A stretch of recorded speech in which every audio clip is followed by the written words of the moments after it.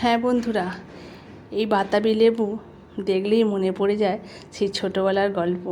কাঠবিড়ালি কাঠবিড়ালি পেয়ারা তুমি খাও, বাতাবি লেবু লাও, পুটুস পাটুস চাও, একটা ছড়া ছিল না?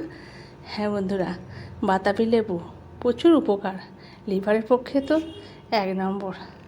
এই সময় বাতাবি লেবু পাকে, আর বাতাবি লেবু খেলেও উপকার আছে, খেতেও সুন্দর।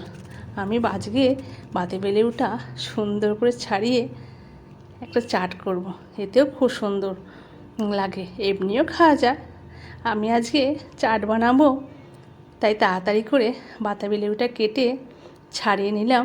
দেখো, দানাগুলো পাশে রাখতে হবে, দানাগুলো তো পেটে গেলে পেট ব্যথা করবে। পাশে দানাগুলো রেখেছি। দেখো বন্ধুরা, দানাগুলো আমি যদি গাছ ছড়িয়ে দিই, আবার এ থেকে গাছ হয়, প্রচুর গাছ হয় এতে, আর তাড়াতাড়ি ফলনও হয়। এই বাতাবি লেবুর উপকার প্রচুর বন্ধুরা। এর রসও নিংড়ে যাদের জন্ডিস হয়, তারা যদি এই বাতাবি লেবু খায়, জন্ডিস ভালো হয়ে যায়।